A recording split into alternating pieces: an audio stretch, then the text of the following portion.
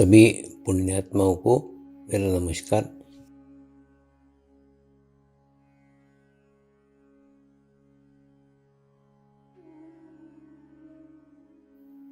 गुरुर्ब्रह्मा गुरुर्विष्णु गुरुर्देवो महेश्वरा, गुरु साक्षात परब्रह्म तस्मै श्री गुरुवे नमः।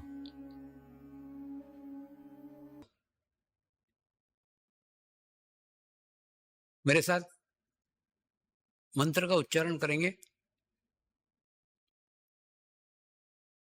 मैं एक पवित्र आत्मा हूं,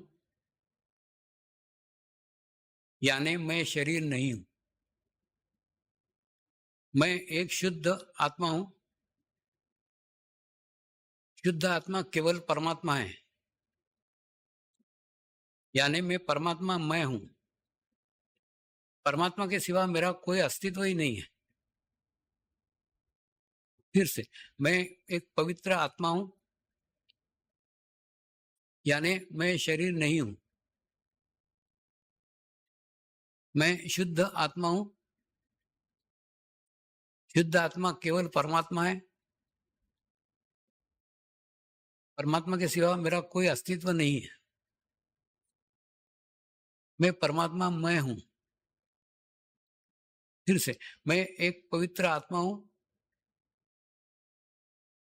यानी मैं शरीर नहीं हूं। मैं शुद्ध आत्मा हूं। शुद्ध आत्मा केवल और केवल परमात्मा है। परमात्मा के सिवा मेरा कोई अस्तित्व नहीं है। मैं परमात्मा मैं हूं। अब इसी आत्मा भाव को बनाए रखते हुए गुरु मंत्र का उच्चारण करेंगे।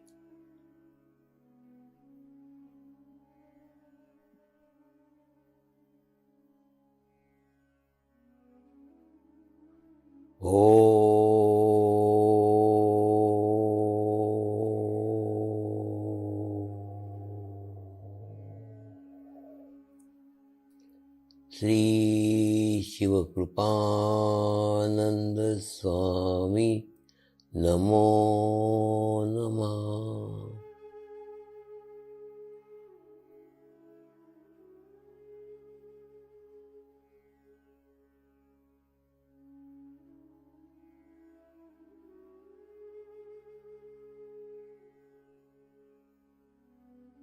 ओम श्री शिवकृपानंद स्वामी नमो नमः।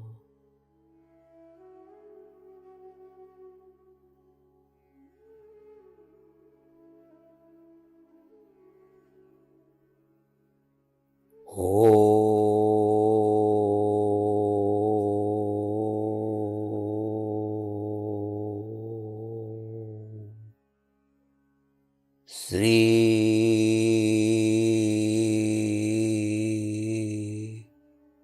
शिवकृपानंद स्वामी नमो नमः।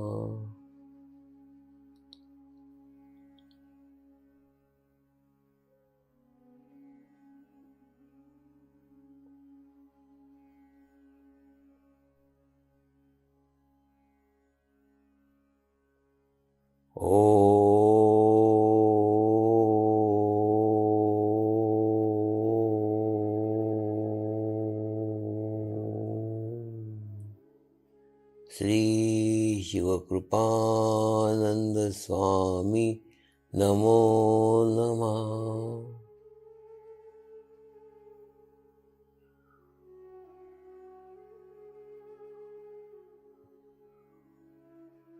ओम श्री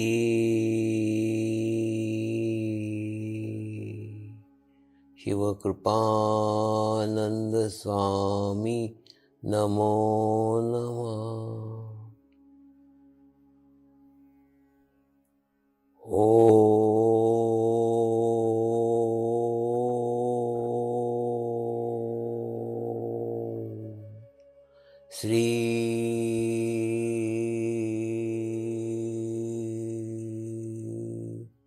शिवकृपानंद स्वामी नमो नमः।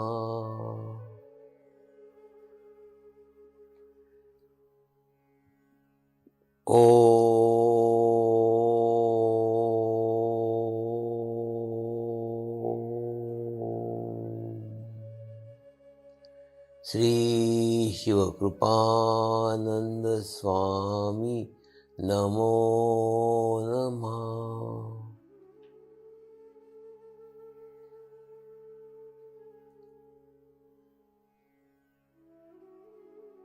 ओम श्री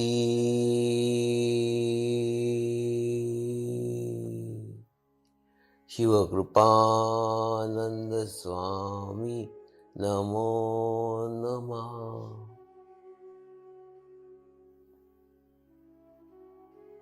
ओम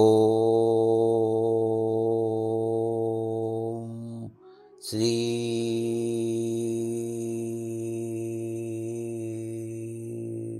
शिवकृपानंद स्वामी नमो नमः।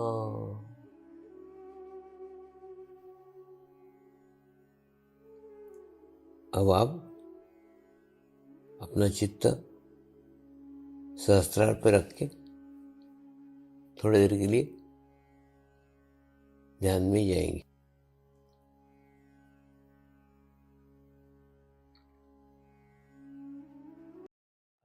प्रत्येक जवान के साथ आपके आत्मीय संबंध होना चाहिए। ठीक उस कुमार जैसे, यानी अंदर से सपोर्ट कर रहे हैं, बाहर से ठोक रहे हैं, यानी डिसिप्लिन के मामले में, अनुशासन के मामले में आप एकदम कड़क रहो ना, एकदम व्यवस्थित रहो, कहीं पे भी अनुशासन तोड़ने मत दो, लेकिन उतना ही प्रेम भाव, उतनी आत्मीयता आपकी प्रत्येक जवान के साथ होनी चाहिए। तो आपने अगर कई बार छुट्टी नहीं दी, कई बार डांटा, तो भी जवान गुस्सा नहीं करेगा। क्यों? क्योंकि आपके उसके साथ आत्मीय संबंध है। वो सोचेगा नहीं मेरी गलती थी इसलिए साहब ने मेरे को डांटा, ऐसी परिस्थितियाँ होंगी इसलिए साहब ने मेरे को छुट्टी नहीं दी। यानी आप ना सदैव एक रिलेशंस जवान और अफसर के बीच का एक एक्स्ट्रा करो कि जो आपके आत्मीय संबंध बना रहे, वो संबंध खूब काम आएंगे। वो आपकी बातें, आपकी स्थिति, आपकी परिस्थिति समझने के लिए बहुत आसान तरीका जवानों के पास होगा। तो मैंने सब ऑफिसर्स को कहा था, सब लोग एक कुमार का फ़ोटो फ्रेम करा करके अपने कैबिन में रखो और उससे प्रेरणा लो कि एक कुमार के समान मुझे भी प्रत्येक जवान के साथ अनुशासन रखने का है, डिसिप्लिन रखने का है, नियम में रखने का है, लेकिन साथ साथ आत्मीय रिलेशंस भी रखने के, आत्मीय संबंध भी रखने के। अगर ऐसा करेंगे तो आप 4 काम भी ज़्यादा बोलोगे ना जवान को, वो खुशी खुशी से कर देगा, क्योंकि आपके रिलेशंस केवल ऑफिसर और जवान के नहीं रह गए, आपके रिलेशंस आत्मीय हो गए, आत्मीय संबंध निर्माण हो गए। एक एक्स्ट्रा संबंध बनाओ ना। सारे संबंध शारीरिक क्यों हैं? सारे संबंध पद के क्यों हैं? सारे संबंध नौकरी के क्यों हैं? उसके अलावा कोई एक संबंध ऐसा बनाओ जो नौकरी का नहीं है, जो पद का नहीं है। अरे बाबा, जिनके साथ तुमको दिन भर रहने का है, 24 घंटे जिनके साथ रहते हो, जो तुम्हारे साथ रहते हैं, तो तुम्हारे रिलेशन आत्मीय बनाओ ना। और दूसरा, सब मिलकर के ध्यान करो, सब मिलकर के मेडिटेशन करो। एक बहुत बड़ी सीमेंट कंपनी है, उस कंपनी के डायरेक्टर और बाहर का चौकीदार साथ में बैठ करके ध्यान करते, सामूहिक ध्यान करते, और शाम को ऑफिस छूटने के बाद सब इकट्ठा होंगे और ध्यान करेंगे। तो उनके रिलेशंस डायरेक्टर के उस चौकीदार के साथ में भी उतने ही आत्मीय हैं। तो क्या हो गया? एक ग्रुप हो गया, दूसरा एक सामूहिकता का ग्रुप हो गया, एक सामूहिकता की कलेक्टिविटी हो, और एक अच्छे वाइब्रेशंस, अच्छी ऊर्जा, अच्छा चैतन्य आप आपके कैंपस में निर्माण करो ना। सब मिलकर के निर्माण करो तो बहुत अच्छा निर्माण होगा। हुआ था ना, एक बार मैं भारत पाकिस्तान बॉर्डर पे गया था, तो वहाँ पे थोड़े नाराज लगे सैनिक, बोले स्वामी जी देखो हम कितने दूर बैठे हैं, 200 किलोमीटर तक का यहाँ पे कोई आदमी नहीं है। मैंने उनको, बाबा ऐसा स्थान हिमालय में ऋषि मुनि खोजते हैं जहाँ मनुष्य नहीं है, तो तुमको कितना अच्छा स्थान मिला हुआ है। बस हो ना, एक जन ये पहाड़ पे बैठो, एक जन ये पहाड़ पे बैठो, ध्यान करो, साधना करो। मनुष्य काय को चाहिए? मनुष्य आएंगे तो विचार आएंगे।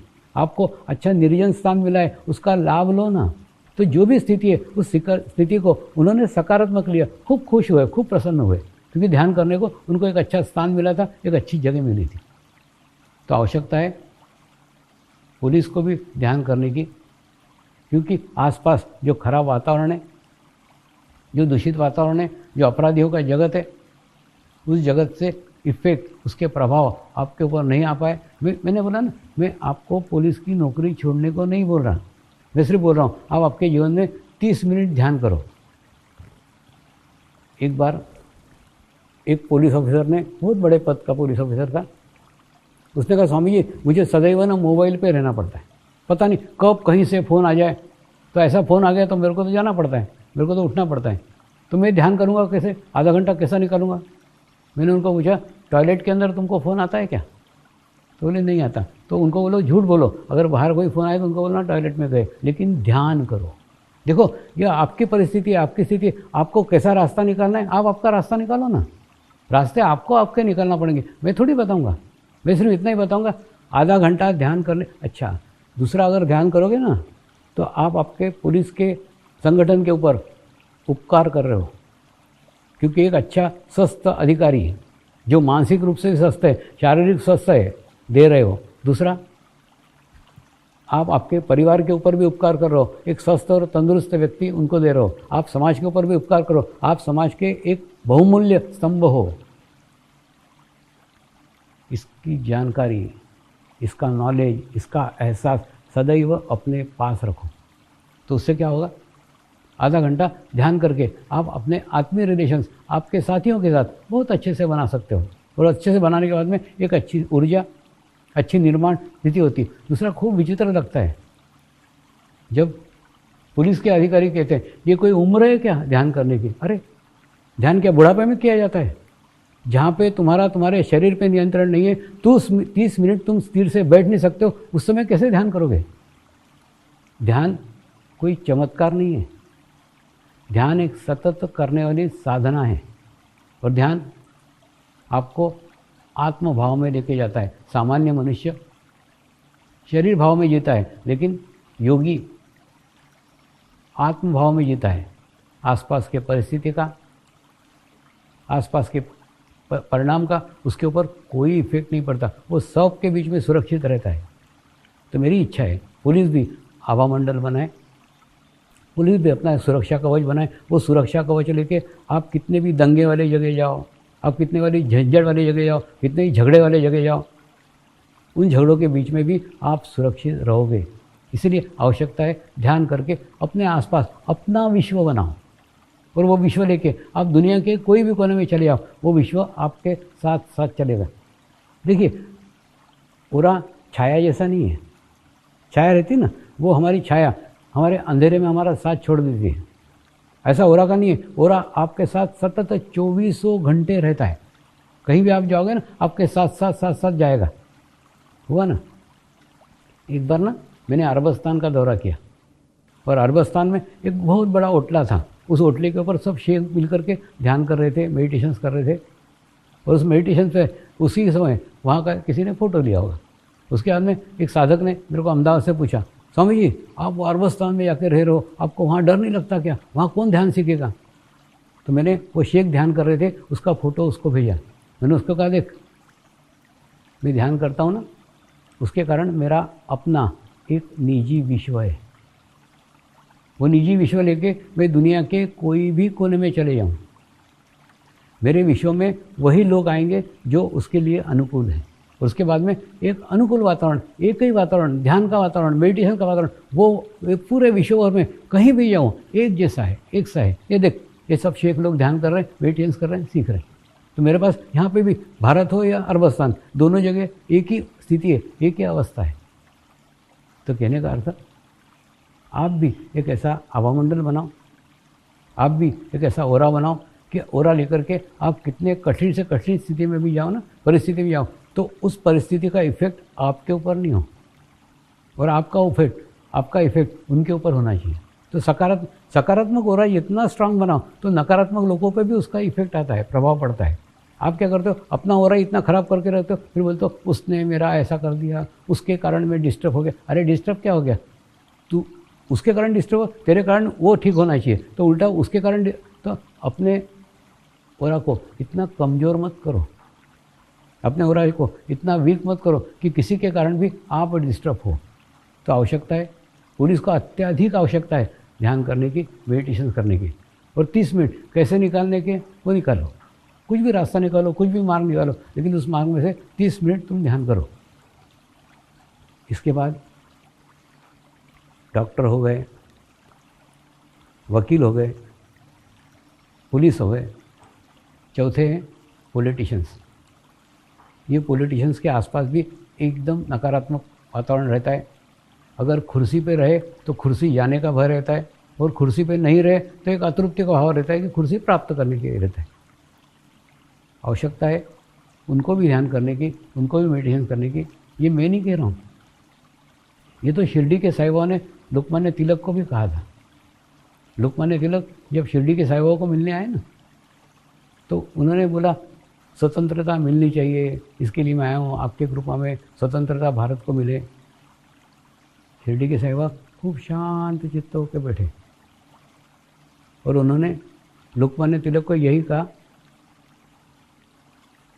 लोग बहुत बुरे हैं, लोग बहुत खराब हैं, तुमने लोगों के लिए खूब किया, लेकिन अब छोड़ दो, अब तुम अपने लिए कुछ करो। तो उसके कुछ दिनों के बाद लोकमान्य तिलक की मृत्यु हुई। यानी उन्होंने संकेत दिया था, दुनिया के लिए तुमने खूब कर लिया, अब अपने लिए कुछ करो ना। तो थोड़ा समय पॉलिटिशियन ने भी अपने लिए देना चाहिए। और दूसरा हो गया ना, बिल्कुल कब्र में पैर लटक रहे हैं, जब मरेंगे तो पॉलिटिशियन मरेंगे, ऐसे काहे को, थोड़ा उसमें से बाहर निकलो। कोई अपने लिए कब सोचोगे, कब करोगे? पॉलिटिक्स में रह के आप अपने लिए कभी नहीं कर सकते। सदैव आपके पास में ऐसा जमाना रहेगा कि वो आपको डिस्टर्ब करते रहेंगे। तो एक समय के बाद में रिटायरमेंट दो, अपने लिए टाइम दो, अपने लिए समय दो, अपना खुद का करो ना। जैसे लोकमान्य तिलक को उन्होंने सलाह की, वो सलाह एकदम करेक्ट थी। ये पॉलिटिशियन जिंदगी भर लोगों के लिए करते रहते हैं, अपने स्वयं के लिए कब करेंगे? अपने खुद के लिए कब करेंगे? आवश्यकता है खुद के लिए करने की। जब तक नहीं करेंगे तब तक कैसा होगा? और दूसरा, पॉलिटिशियन की स्थिति एक योगी पुरुष तरीके होनी चाहिए कि उनके हाथ से समाज का अधिक से अधिक कल्याण हो, ऐसी मेरी शुद्ध इच्छा है। दूसरा, आज कोरोना की महामारी से सारा विश्व त्रस्त है।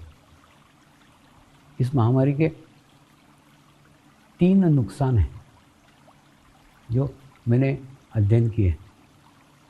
पहला नुकसान शारीरिक है, यानी कोरोना वायरस हुआ तो वो बीमार पड़ सकता है, कुछ लोग इसमें से मृत्यु को भी प्राप्त कर सकते हैं, यानी ये शारीरिक हानि हुई। ये बहुत कम संख्या में, बहुत छोटे स्तर के ऊपर। इससे बड़ी हानि है आर्थिक यानी जिनकी नौकरियां गई है, जिनके व्यवसाय बंद हो गए, और इतने महीने बंद रहे। देखिए, कई तो दुकान उड़ गई, बोलते इतने महीने हम किराया नहीं दे सकते, दुकानें बंद कर दी। दूसरा क्या होता है, दुकान मतलब दुकान का किराया नहीं, फिर स्टाफ की सैलरी, सभी रहते हैं ना, तो वो एक नुकसान है। तो आर्थिक नुकसान दूसरा, और दूसरा जो आर्थिक अभी लॉस हुआ है, वो लॉस को भरने में भी खूब टाइम जाएगा, काफ़ी दिनों का लॉस हुआ है उसको भरने। और दूसरा नुकसान आर्थिक है, और ये शारीरिक नुकसान और आर्थिक नुकसान से भी बड़ा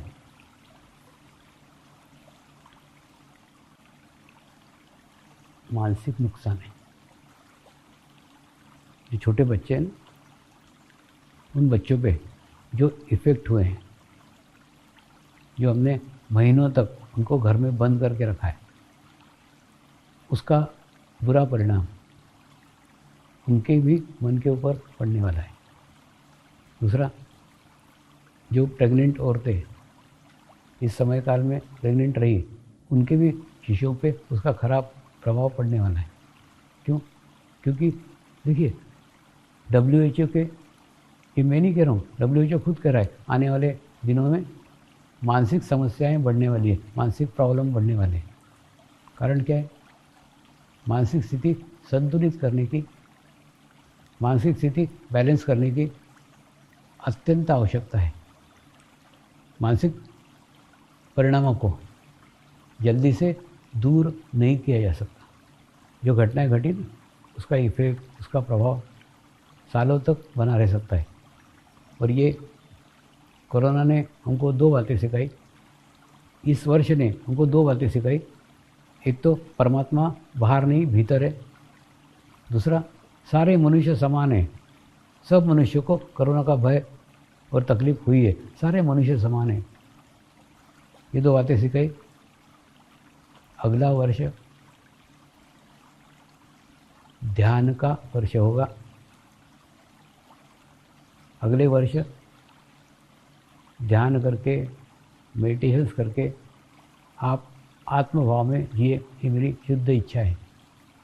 क्योंकि शरीर भाव में जिएंगे तो शरीर की तकलीफ़ें, शरीर की परेशानियाँ, मानसिक समस्याएं हमारे आसपास निर्माण होगी। और अगर आसपास निर्माण हुई तो उसका प्रभाव, उसका इफ़ेक्ट हमारे ऊपर भी पड़ेगा। इसलिए ध्यान करने की, मेडिटेशंस करने की आवश्यकता है। यही कारण है कि गुरु शक्तियों ने अगला वर्ष आने के पूर्व ही ध्यान साधना के लिए ये शिविर का आयोजन किया। उसके बाद में आप इसमें ध्यान सीख करके, मेडिटेशन सीख करके अपना एक आभामंडल बनाइए, अपना एक ओरा बनाइए। और वो ओरा बन सकता है नियमित ध्यान साधना से, निश्चित बन सकता है। और बनने के बाद में आपको उससे सुरक्षा कवच प्राप्त हो सकता है। ये मेरी अनुभव नहीं है, मेरी अनुभूति नहीं है। आज लाखों साधकों ने अपने ये अनुभव लिए हैं।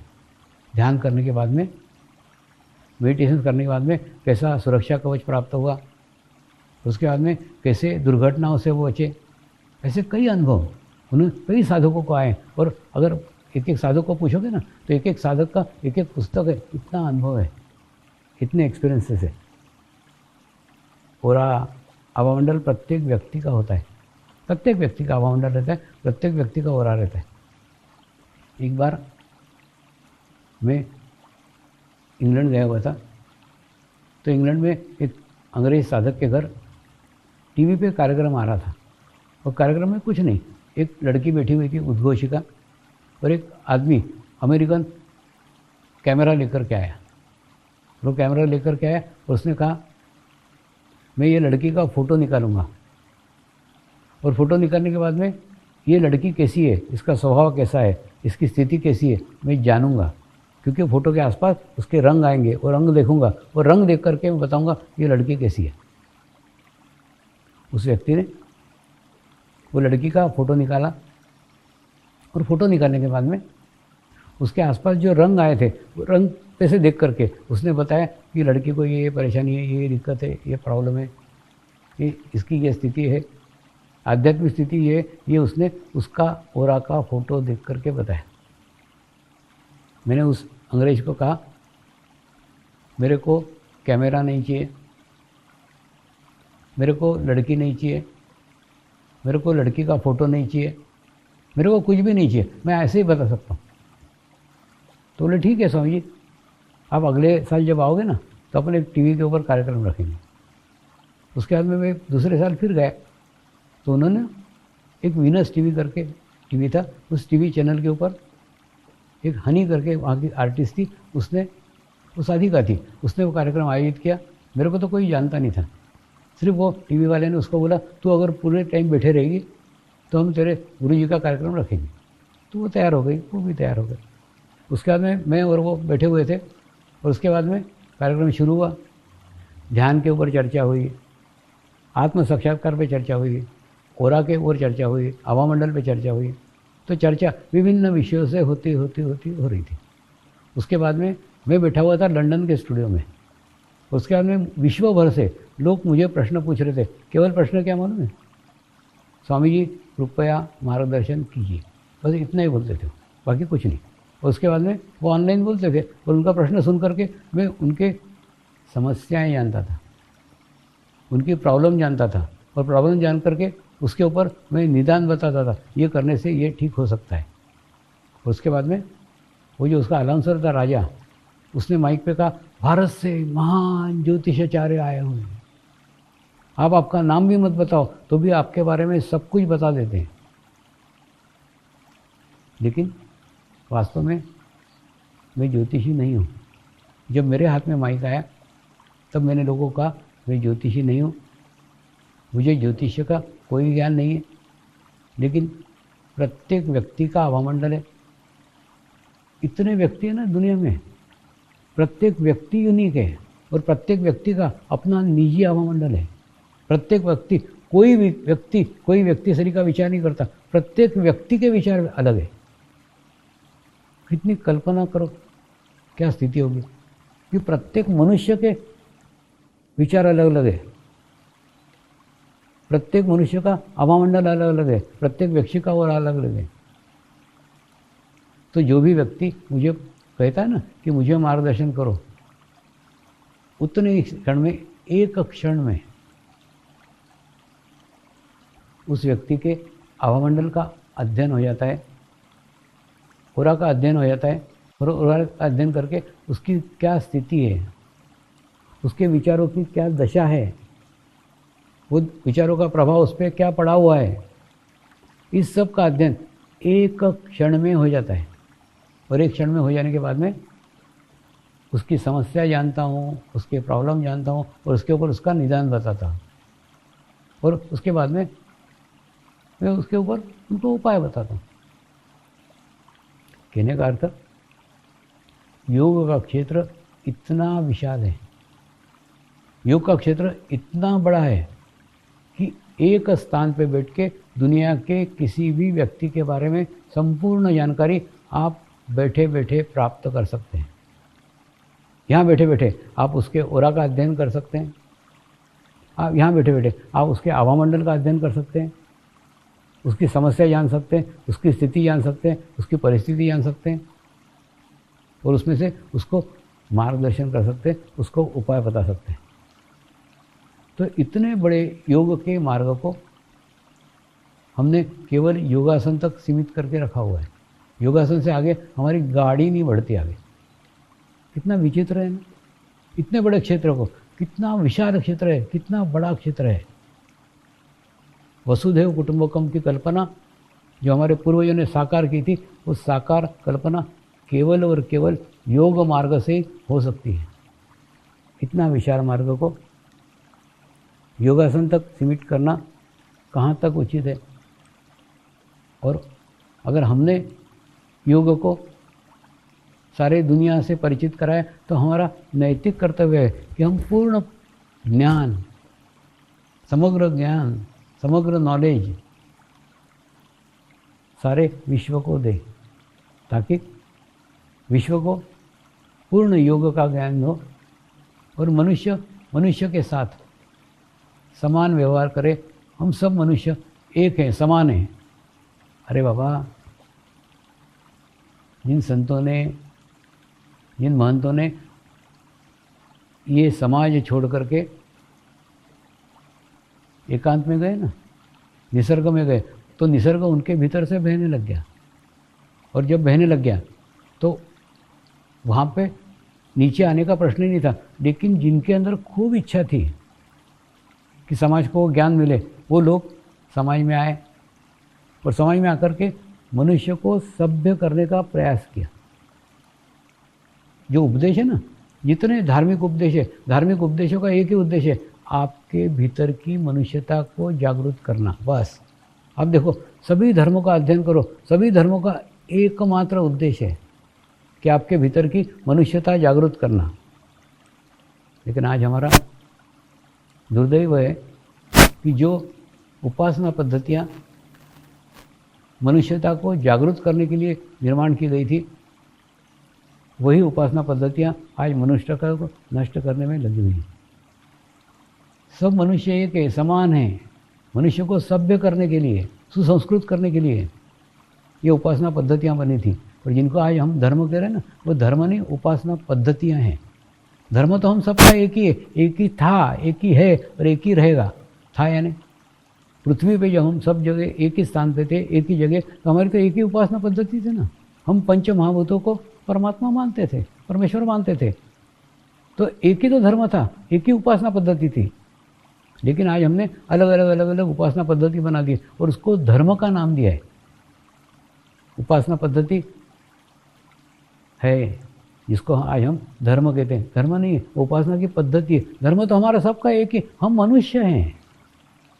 देखिए, पानी का गुणधर्म रहता है बहना, अग्नि का गुणधर्म रहता है जलना, हाँ, घोड़े का गुणधर्म रहता है दौड़ना, कुत्ते का गुणधर्म रहता है प्रामाणिकता से रहना। वैसे मनुष्य का धर्म है सबको प्रेम करना, सबको प्यार करो, सबको प्रेम करो। ये धर्म तुम्हारे भीतर से तब जागृत होगा जब आप ध्यान करोगे, जब आप मेडिटेशंस करोगे ना, तो आपके भीतर से धर्म जागृत होगा।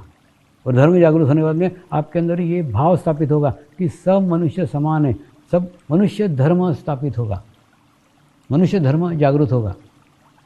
ये केवल भारत देश की बात नहीं कर रहा हूँ, आज 100 से अधिक देशों के अंदर समर्पण ध्यान संस्कार ग्रहण करके लोगों ने ध्यान करना प्रारंभ किया है। और सब लोग एक ही भाव रखते हैं कि सारी मानवता एक है, मनुष्य धर्म ही हमारा धर्म है।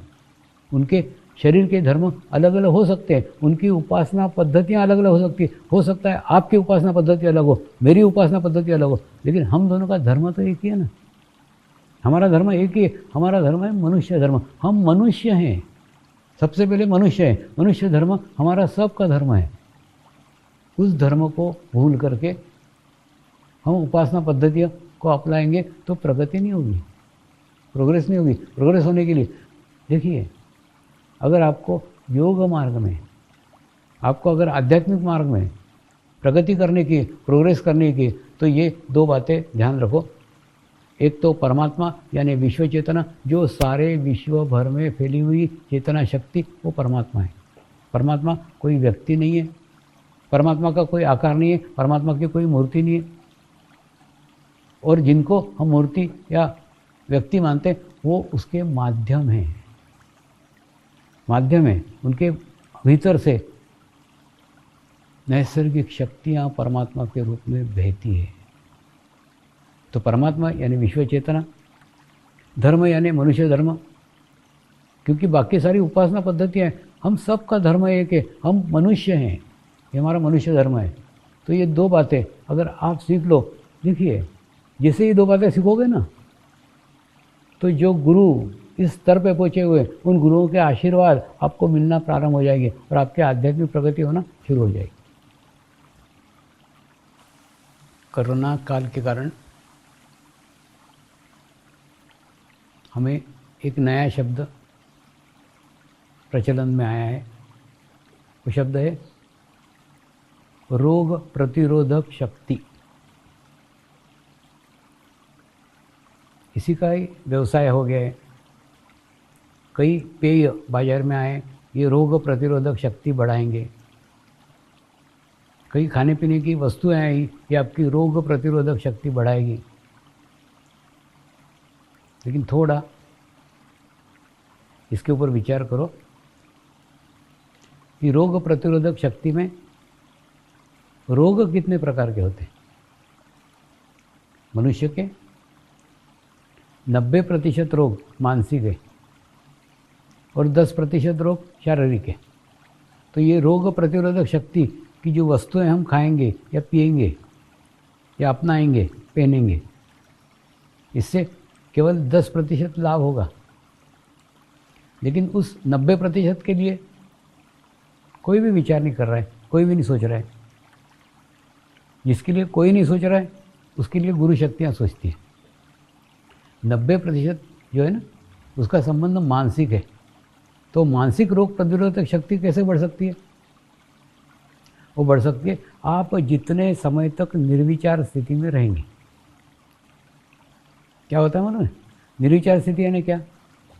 मनुष्य को विचार 2 ही प्रकार के हैं। एक विचार है भूतकाल के विचार, माने आपके जीवन में जो घटनाएं घट गई है, जो व्यक्ति आके गए, उनके बारे में विचार। और दूसरे हैं भविष्य काल के विचार, यानी भविष्य की चिंताएं, मेरा आगे क्या होगा, वो विचार। मनुष्य को केवल और केवल ये 2 ही विचार रहते हैं, भूतकाल के विचार और भविष्य काल के विचार। जैसे पुराने ज़माने में नहीं, एक घड़ी आती थी और घड़ी के अंदर एक पेंडुलम लगा रहता था। वो पेंडुलम इधर इधर इधर इधर घूमते रहता था उसके कारण क्या होता है? ऐसा ही मनुष्य का है। मनुष्य भूतकाल के विचार स्वयं करता है, स्वयं भूतकाल के विचार करता है, और उसके बाद में धीरे धीरे धीरे एक फोर्स डेवलप होता है, और वो फोर्स उसको फिर भविष्यकाल के विचार करने के लिए प्रेरित करता है। यानी भूतकाल के विचार मनुष्य करता है और भविष्यकाल के विचार उसको आ जाते हैं। अच्छा, फिर 2 रोटी खाता है तो 1 रोटी का एनर्जी खर्च कर देता है भूतकाल का विचार करने में, 1 रोटी का एनर्जी खर्च कर देता है भविष्यकाल का विचार करने में, और बिना एनर्जी का, बिना ऊर्जा का कार्य करता है। और फिर बोलता है कि मेरे को मेरे कार्य में सफलता तो मिली नहीं। अरे बाबा, मिलेगी कैसे? तूने तेरी सारी ऊर्जा, तूने सारी एनर्जी तो खर्च कर दी विचारों के अंदर। जब विचारों में सारी एनर्जी खर्च हो गई तो तेरे पास एनर्जी नहीं बची ना। लेकिन जब हम भूतकाल के कोई विचार नहीं करते, हम भविष्यकाल के कोई विचार नहीं करते और निर्विचार अवस्था में रहते, तब हमारी एनर्जी, तब हमारी ऊर्जा स्टोर होती है, और स्टोर होने के बाद में फिर हम जिस कार्य को करते हैं उस कार्य में लगाते हैं। एक सिंपल शब्दों में कहूँ ना, सरल अर्थ में कहूँ, वर्तमान में रहना ही ध्यान है।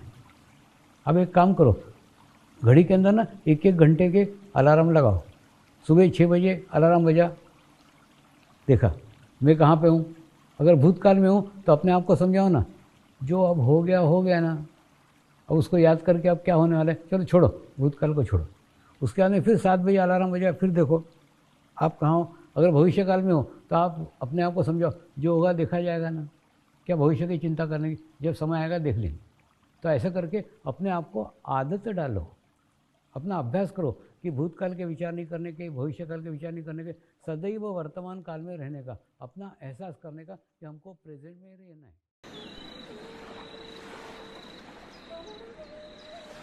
प्रार्थना करेंगे, हे परमात्मा, हम सभी पवित्र आत्माएं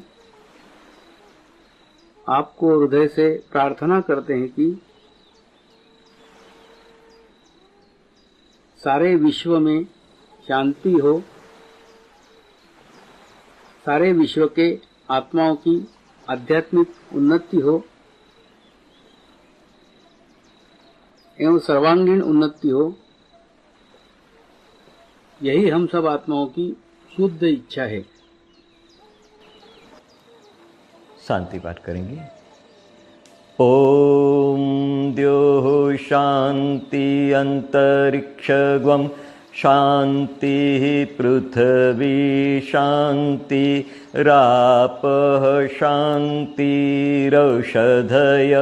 शांति वनस्पतयः शांति विश्वे देवाः शांति ब्रह्म शांति सर्वगं शांति शांतिरेव शांति क्षमा शांतिरेधि। ओम शांति शांति शांति सर्वारिष्ट सुशांतिर्भवतु। नमस्कार करेंगे।